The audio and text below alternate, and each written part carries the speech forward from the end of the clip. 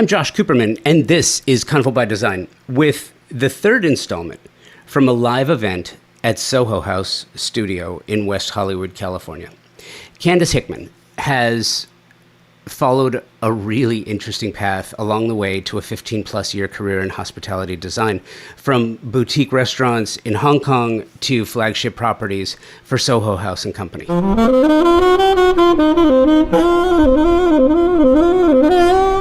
I met Candace in the living room of the Soho House Melrose Studio, a building that has some serious design history. After serving as home base for Rose Charlo in the West Hollywood Design District, the building itself deserves mention for a few reasons. It is the only showroom of its kind that I know of in the design districts of Los Angeles, with an A-frame built into the architecture, placing windows in what is similar to, I can only call a central atrium, allowing for natural light to flood the space. This makes the showroom bright during the day and moody at night, allowing designers and clients alike to see the furnishings in different types of light and space. The Soho House line is creative, unique, and designed to foster conversation and silent enjoyment alike.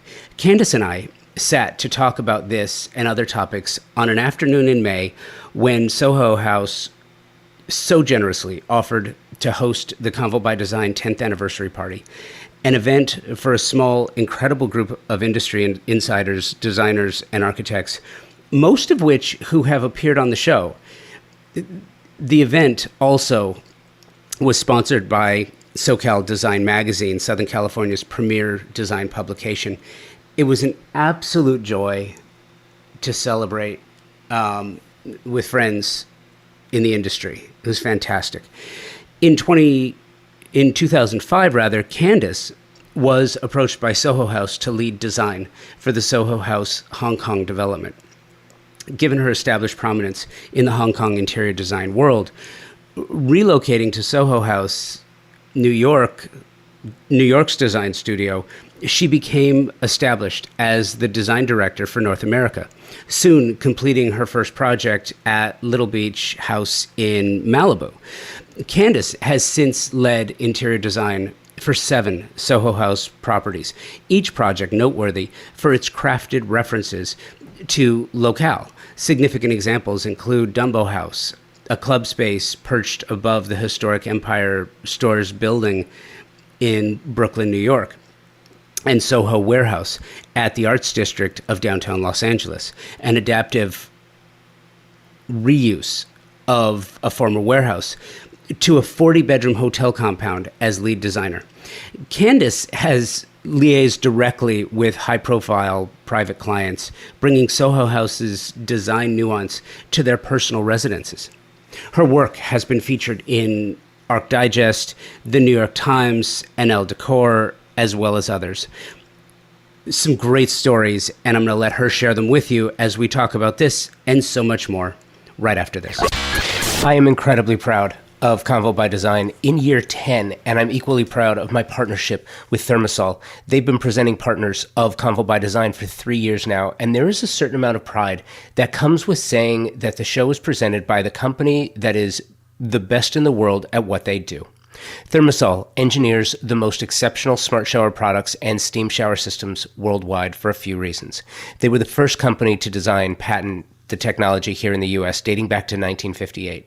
Thermosol, a U.S. brand, a U.S. manufacturer in Round Rock, Texas, employs an engineering team that designs, tests, and continuously refines the product. Their quality control team tests every single steam generator before it departs the factory. Who else does that? Nobody. I have had the pleasure of working with some world-class designers and architects who tell me, and you probably know this, that the idea of luxury has changed and continues to change, especially when clients want a spa-like bathroom. Steam is mandatory, or it's just not considered a luxury space. And if you want to add steam, you have one true option. It's Thermosol. And now, Thermosol, the industry leader in steam, bath equipment, and technology since 1958, is enhancing their already stellar family of products with new indoor and outdoor luxury saunas. Available in 3 design configurations, each sauna is handcrafted from clear Western red cedar or Nordic spruce, inspired by the brilliance of Northern European sauna technology and design. A luxury bathroom isn't luxury without steam. If you want luxury, you have one option. It's Thermosol. Check them out at thermosol.com and at Thermosol on the socials. One thing that I love to do when I'm talking to new friends, especially designers and architects, tell me the story. I am a sucker for a good backstory. And I love the origin story where it's like, how did you wind up here? It's just fascinating to me. I have a story. Do you really? Yeah. I love that. Yeah. Okay. So I was in Hong Kong, and I was in Hong Kong for about 8 years, and I started a design firm in Hong Kong, focused mostly on residential, and then went into hospitality and a lot of restaurants, F&B.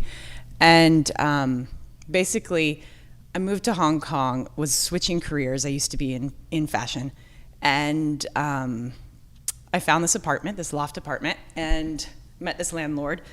I was renting it at the time, and he was about to renovate. So I said, can you give me the budget and can I do it? And I had no idea what I was doing. I was not in interior design at all. I convinced him. It was a very small budget. I had no idea it was small. And I did this renovation, and it ended up on the cover of Home Journal, which was the magazine in Hong Kong. And from that cover, people started calling me for work, and I just said yes, and I really had no idea what I was doing. And so just started doing work, ended up there for 8 years, was ready to come back to the States. I wanted to be in New York next, originally from California. And at that time, I had Airbnb'd my house when I traveled. It was kind of newly popular in Hong Kong. And the Soho Home Development, or the Soho House Development team, inquired about my place. And I said, no, it's not for rent. I'm here, or something like that. And they wanted to meet me. They're like, oh, are you a local designer? We're scouting locations for Soho House in Hong Kong. And so we met for coffee, and I ended up moving to New York and working for Soho House in the New York office, which was kind of like a dream I had to get back to New York. And that's how I came to Soho House. Okay. So the whole fake it till you make it thing, I love that. That's what I did. Well, listen, that is what at some point every creative does. I think Soho House is like that. Like no one in Soho House knew what they were doing when they started this company, right? Everybody, bar managers 25 years ago are on the C-suite. So that spirit is like, it's honored in Soho House. So tell me the connection between Soho House, Soho Home, and the studios that are popping up and developing. So we've always had a furniture line we've always had a version of Soho Home product, retail, within Soho House.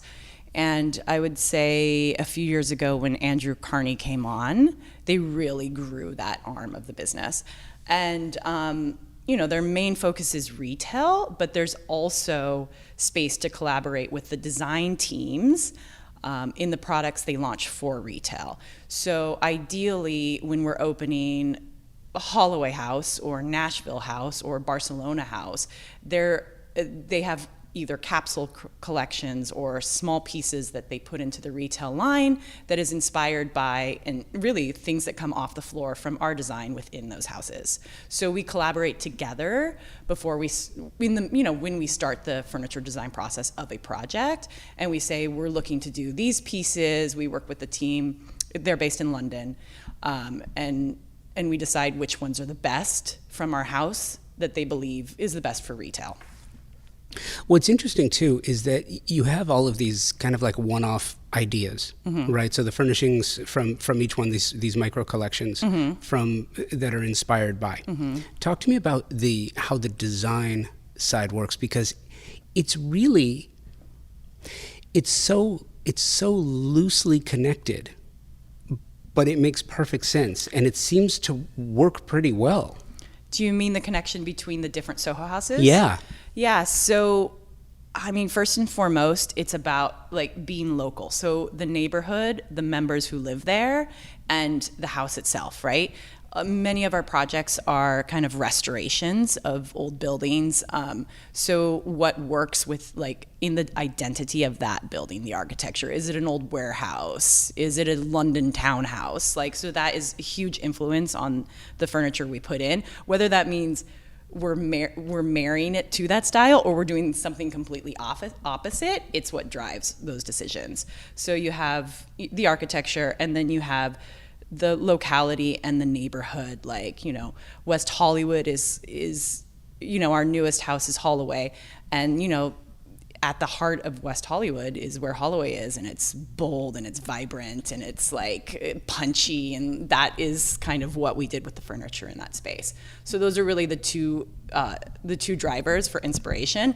And then, you know, the third connecting element, I think, is comfort, like, and treating it like a residential home. So we design in a very residential way. Like, we're not like typical hospitality companies. Like, you know, we use vintage furniture that after 6 months breaks, but it's important for us to have that in there because it creates a sense of age. We never want you, we never want you to walk into a Soho house and have it feel like it was just built yesterday. It needs to feel like it's been there forever.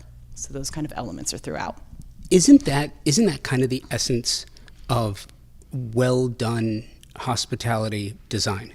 Is that you don't feel like you're in a hotel. You don't feel like you're in a club. You feel like you're in the home of a friend. Yeah, I think that's what makes hospitality design successful. When it is successful, it makes you feel like that. We call our hotel rooms bedrooms. We do not call them hotel rooms. So everything is kind of a house reference. When it comes to the internal design team, Mm-hmm. what's the... It's a strange question, I know, but what's the ethos behind it? Because you have the company that was started, Mm-hmm. how long ago? 27 years, somewhere between 25, 27. Mm-hmm. Yeah, and it was started at a time where clubs, hospitality, very different than the way things are perceived now, for a litany of reasons, not the least of which is the pandemic, which, while everyone's tired of talking about it, myself included, some transformational ideas in design have come out of this. And you know what's really funny? I was thinking about our conversation, and I was kind of reminiscing and thinking about some things that I'd talked about over the last couple of years. You know, the pandemic around the Spanish flu 100 years ago. These ideas that came out of it, subway tile in a residential home.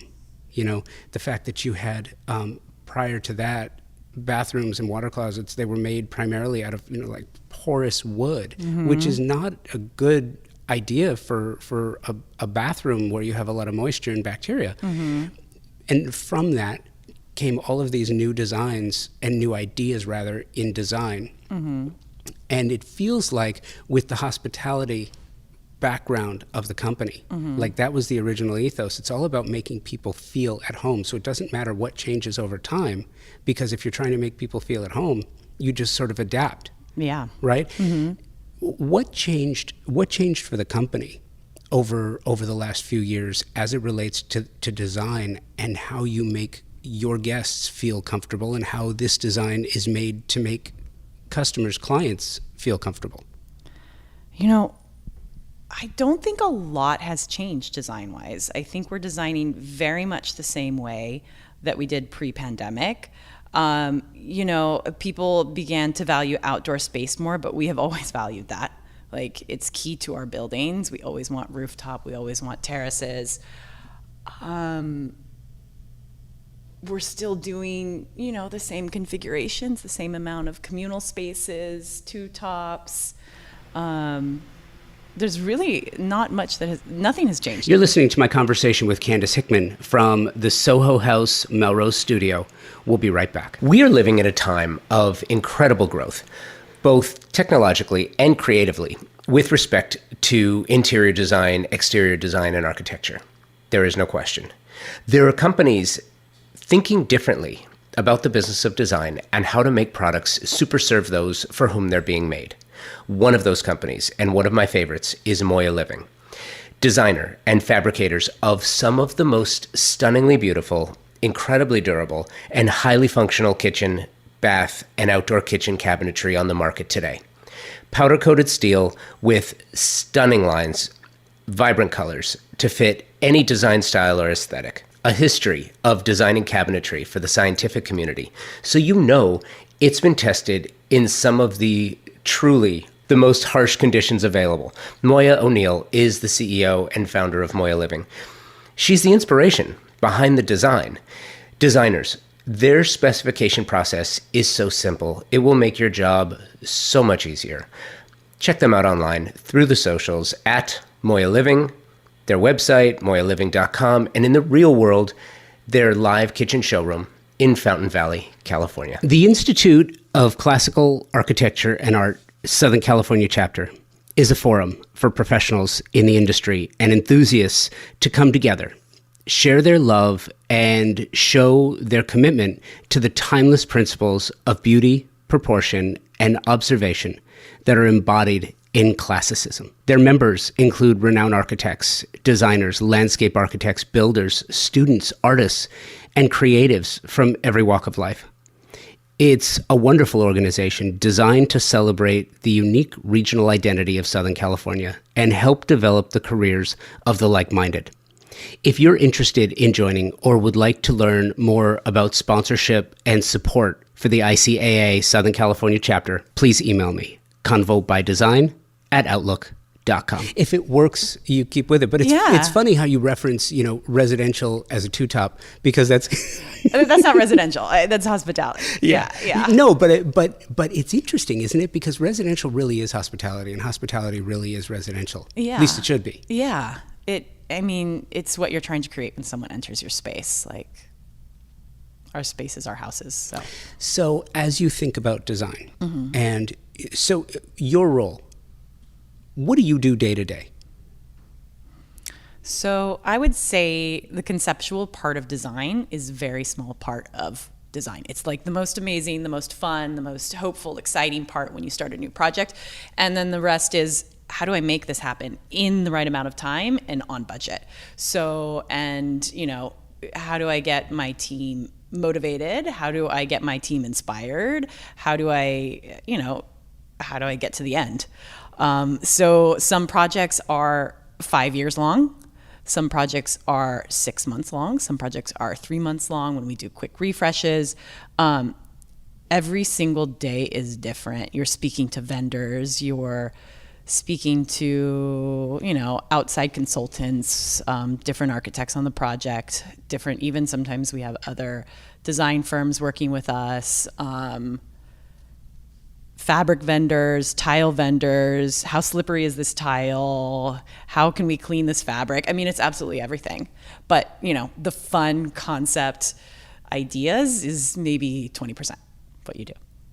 And then how does the individual city inform the individual projects? Like the table that we're talking from today was inspired by one of the collections. I'm not sure which one it was, but when you look around this studio, because it's a studio, not a showroom, there's a difference. Yes, there's a difference. Yeah, but it's it's multicultural, it's multinational, it's very, very different. And what I love about that is you have different pieces that are inspired by different locations. Each of the cities. I'll speak to one specifically. I'm working on Sao Paulo right now, and that city. It's iconic. It's an Amazon. And has incredible, beautiful woods, right? So, a lot of woods are highlighted in the collection coming from Sao Paulo. Also a very unique project, one of the first we've ever done, that everything is coming from that country. It's the first time, because the import taxes are so incredibly high. So while it was so challenging at first, to be constrained by that. That word that constraint actually turns into something incredible. Like, instead of just, starting a project and saying, like, what do we want to design? Like, what can they design? Like, what are they good at in Brazil? So it was really interesting. That project's in construction right now, so it's a really interesting project and like so local. It was a great experience. Do you have a favorite city that you've worked on? I mean, I've done 3 projects in Los Angeles, so, it's easy to work in Los Angeles, right? You have all your vendors here, you have all your contacts. I would say Sao Paulo is the most exciting. Yeah. LA is one of the, so I'm a native Angelino. And while I don't live here currently, I have always loved LA. I love LA because the city, as represented by the people who live, work, and play here, there's always been like one foot in the past and one firmly in the future. And that's why sometimes, you'll have a favorite building and it doesn't last. It gets torn down, and it's too bad. But there's always been, at least in LA, and I know that there are other cities as well, where it's so experimental. Like, the moment you land at LAX, you instantly feel, you get out and you that smell of the beach and jet fuel. It's just, anyone who's been to LA and you walk out of LAX, you instantly just get hammered by this combination of salt air and jet fuel And palm trees, blue sky. It's multisensory, and I think it really feeds creativity. And this building that we're in today, where Soho Home Studio is on Melrose, formerly Rose Tarlow, this is a gorgeous building. It's a gorgeous space. The ceilings are incredible.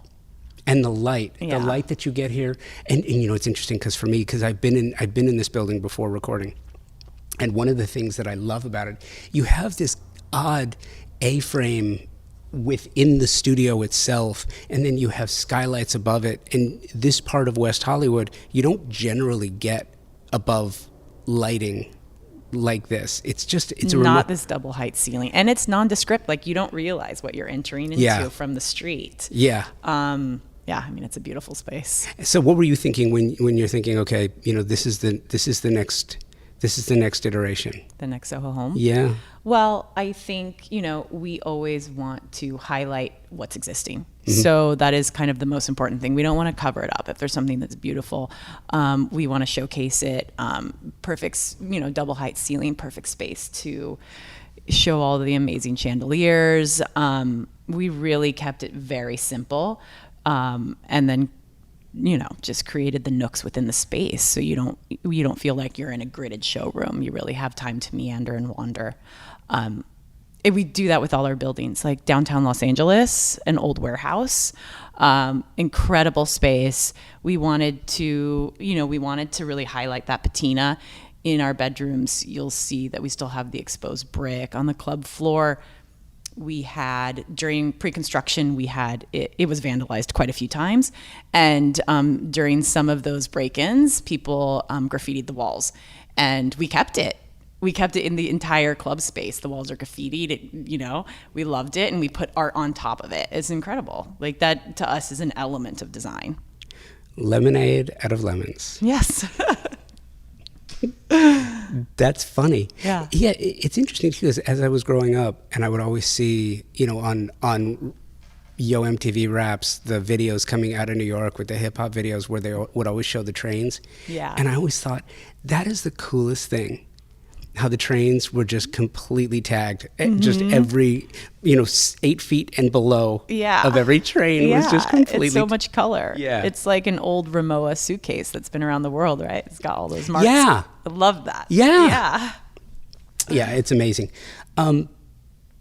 So working with the design team, and by the way, just a side question, do you have a favorite? A favorite house? DTLA, probably. The warehouse. Why? it was one of the first I started on. Malibu House was my first, but I came in as it had already started. So it was kind of, Warehouse was the first that was, I really kind of got to see it from inception to completion. And I learned a lot. I mean, when I was hired by Soho House, I was still faking it. So That's I'm awesome. finally not faking it. What was the line of delineation? What changed? When did that change? When, not officially, but like, when do you remember when you officially thought, you know what, I'm not faking it anymore. Like I don't have the imposter syndrome anymore. It's like because I hear that a lot, but I don't have that anymore. Here is what happened when it changed everything for me. It's just the experience. You see, through 3 or 4 openings, and 4 years of that, and you're like, you know what you're doing now. You've been through all of the surprises. There's always more, and everything's challenging, but it's really just experience. And then you have confidence. Yeah. I get that. It's funny because for me, I can tell you exactly when it was. It was I was invited to speak at Dwell on Design, and there are hundreds of people in the audience, and I've spoken in front of a lot of people before, but it was like, this is Dwell on Design. This is so cool. Like, this is okay. Yeah. This is different. I get this. I love this. So for you, it's a moment. Well, it's funny that you say that, because yesterday I was on a panel here at home, and I thought, I know what I'm talking about. So it was kind of a moment that, like, I actually know what I'm doing. So it was yesterday. Oh, congratulations. Congratulations. I love that. It's funny because,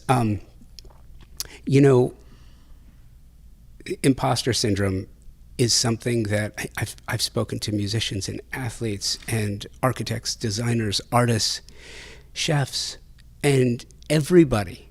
It's a universal, but nobody talks about it. I wonder if it's almost like a form of mental illness, because people don't really talk about it, but it's so true. And then you can see it, the journey manifest itself in the work. And that's what I love about it, because when I'm looking at the space, your space makes me happy. Like I like it in here. Feels good. It feels good. Yeah. And that's what good design is supposed to do. Your design team. So what's the mission? Because you have 2 very different groups within the umbrella of the company. You have Soho House, you have Soho Home. And is it transferring that experience into a client, a customer, into their residential space?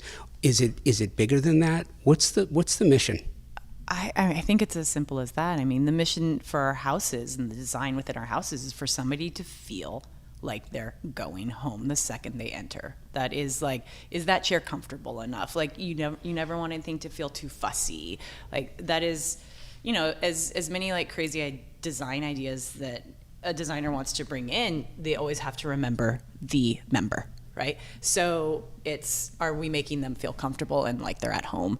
And then that's, the evolution of Soho Home, and why Soho Home became what they are now is because we then wanted to give that to our member. Your background in fashion. I have a background in a few things. I started in graphic design. I did product development. I worked in fashion for a bit. I wouldn't call it fashion, children's clothing, apparel. It's fashion. It's not like very fashion forward, but apparel, right? Okay. And then with those jobs, I ended up spending a lot of time in Asia and Southeast Asia, doing factory visits, trips, things like that, which is how I then ended up in Hong Kong. I ask the question because I am genuinely interested in how your other creative endeavors inform what you do now. It's really interesting because if you talk to someone who does design but has never done any sort of fashion, another kind of design. Well, okay, so it's interesting because it depends on what you're doing. Yeah. Like, my background was in journalism. And when I was working with NASCAR, I would be watching what some of these engineers are doing, building engines for NASCAR. The cars are works of art. I mean, the design is crafted down to a millimeter to take airflow, what they did performatively and functionally is incredible. But all these guys have, their skill set comes from different areas, right? So anyone who's got creative experience through other endeavors, it obviously, because it has to inform what you do now, but because of your retail in fashion, clothing, design, graphic, it's got. How does that inform the way that you envision creating now? Well, I think all of them contribute. And like on my journey to find out what I loved doing, I happen to have started with these things. And, graphic design, it's balance on a page, right? So you're still kind of finding those elements right now. It's balance in a three-dimensional space. And in the job that I do now, you're actually still using graphics, right? We have to present, we have to sell our design in a clean, concise way, right? So we still use those kinds of elements in presentations. And then, apparel, right? Textiles, textures, like all of those things, the balance of color, like all of those things play in my everyday right now. I think until I came to interior design, like I wasn't quite happy yet. And then I was like, wait a second, I can do all this in a three-dimensional space. Like, and when I finished like my first few projects, I was finally happy. I was like, this is it, and yeah. So right now, the internal design team works on all the product.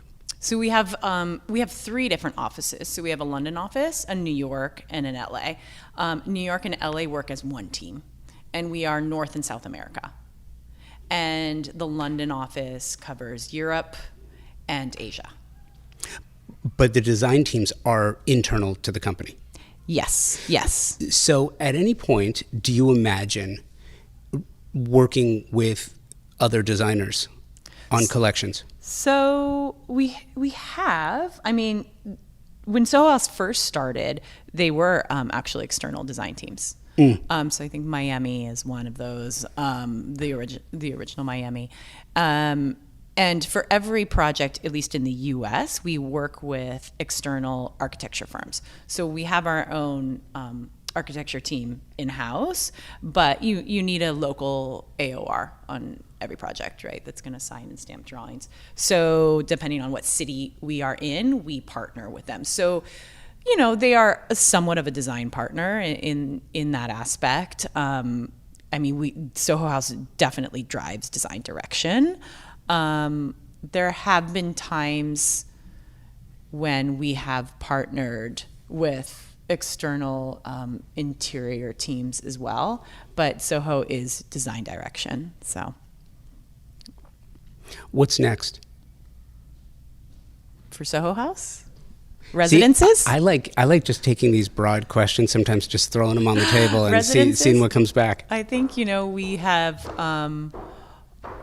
kind of always looked into having that be something we could sell to the member.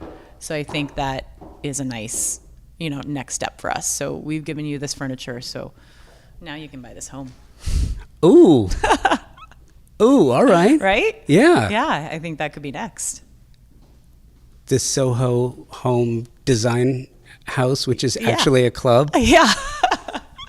You heard it here first. Wait a minute, that's amazing. Yeah. You go and party at the club for a couple of days. It's like, you know what? I want to live here. Yeah. I'm just going to buy it. I'll buy it. It's my residence. It's my house now. Yeah. I love that. Yeah. Where do you go to find creative inspiration? It's really just travel, right? So everything you see in the new cities, like in the cities we go to, it's important for the design team to spend some time there. I'm working on Portland right now, opening this year. Oregon or Maine? Oregon. Okay. Yeah. Okay. We got to know the city. We spent some time there, spent some nights, went out to dinner, went to galleries. That's really where our inspiration comes from. Portland's a cool vibe. Yeah. Yeah. Just, vandalizing. I'm just saying. It's interesting. It's kind of like an industrial warehouse building as well. So yeah. Isn't it funny how certain cities kind of get their own rep? Yeah. Does the rep of a city, I don't know if it's a stupid question or not, but I'm curious, does the rep of a city affect your design at all? Like, I would think a DTLA club is a house is a little grungier. It's a little grittier. Oh, definitely. And I would think Portland's a little grittier. And well, that's also, I mean, that's influenced by the building, right? We left it raw. And because the streets of downtown Arts District is pretty raw. Yeah. So it definitely affects it. Well said. Yeah. Yeah. That's true. It's kind of cool to think about it. No, because I love that, because there are, growing up in LA, but moving around quite a bit, there are cities in this country that are nondescript. I'm not going to mention them because I don't have to, but there are some that really are amazing. Yes. There are some cities in the country, like I'm working on a design house now in Tulsa, Oklahoma. And like there's another Tulsa, I don't know. But it's funny because Tulsa is one of those cities that the architecture is so heavily influenced by Art Deco from the early 1920s, when the city was, like at one point, Tulsa, Oklahoma was the wealthiest city in the country. Wow. At one point in time, 1920s, 1930s. Yeah. And so the architecture was just ornate and distinct. And a lot of it remains. You have some Nashville, Austin, Memphis, some of these cities that just have their rep. And I imagine it's kind of fun. Do you meet on that? Is that a meeting like what's the vibe? Let's nail it down as we put the design together, or does it just sort of happen organically? We meet. I mean, yeah. So we have our design team, right? And so let's say we're going into a new city. Let's call it Seattle. We do some research on the history of Seattle. Like, it was a logging center, and it's a port city, and it is it used to be called like the Emerald City because of so green. Yeah, because it's so green, right? I'm telling you this because I did a concept for Seattle. So, like, those are interesting elements to us. And so, we put together a concept presentation, and you have some amazing old historical photographs, and then we want to bring in like some contemporary elements too, right? I mean, it's where grunge came from. So you get some of that late 70s, early 80s, like maybe we're going to do some postmodern furniture. It's like a little uglier, but it's a little heavier, and it kind of works with Seattle. So we come up with these ideas, and then we present them to ownership. So this is what we think Seattle is. And we talk to, we have membership team, right? And we have potential members. If we don't have a house in an area, we have cities without houses. So we speak to them. What are they doing? What are their jobs? Like all of those kinds of things. And then we put together this concept, and these are our ideas. And, they become the pillars of the design, right? And so, we don't want this like one note narrative, but you're still kind of subtly drawing back to those things when you make your selections. I love that. I love that. And that's what makes it so fun and special. And by the way, I would be remiss if I didn't mention, so we are at Soho Home. You guys have so graciously offered to host the Convo by Design 10th anniversary party, which we're having here tonight. And I'm so excited to be here. I'm so appreciative. It's just, it's a little overwhelming, to be honest with you, but it's just really cool. So thank you for doing that. Of course. Yeah, and thank you for sitting down. I love this. I love this. Oh, it's been a great time. Thank you. Design Hardware's newly remodeled showroom is where you will find a gallery-style space with a thoughtful display of products, purposefully positioned to allow unbridled exploration and discovery. High-end faucets, luxury tile, natural stone, wood floors, and bespoke hardware selections are presented in a holistic manner, strategically arranged to stimulate creativity and transition your vision from the conceptual stage to a fully realized space. Conveniently located, free parking available. Stop by to find your inspiration, collect samples, get expert advice, and tackle everything on your shopping list all in one place. Visit them online at designhardware.com or in the real world, 6053 West 3rd Street in Los Angeles. You hear conversations about transformative design all the time on Convo by Design. We talk about it all the time. But what does that really mean? Design improves the lives of those who inhabit the space, but it also feeds the creativity and the soul of the creative. Are you looking for a way to give back? The Oasis Alliance is a 501c3 collective of creatives based in and around the Washington, D.C. area with a mission to provide healing spaces to those who are rebuilding, rehabilitating, and recovering. Have you wondered how to apply your design skills to uplift your community? It all starts with a desire and a willingness to share your gifts. Danielle Woodhouse-Johnson of the Oasis Alliance and her team are looking for guest designers, in-kind sponsors, and funding to make better the spaces and therefore the lives of everyday people who find themselves coming out of traumatic situations. Check out theoasisalliance.org for more information. Thanks for helping. I cannot tell you how thankful I am to Soho House for hosting this event. Thank you, Candace, for making the time to speak with me. Thank you to all of the amazing designers, architects, insiders, and publicists who came out to celebrate with me. Thank you to my sponsor partners, Thermosol, Moya Living, and Design Hardware, for your continued support. I greatly appreciate you. And thank you for listening, subscribing, and downloading the show. My goal is to continue bringing you the stories behind sublime design, as well as a podcast that allows those in the industry to up your design game through inspiration, information, and opportunity. Until next week, be well, and take today first.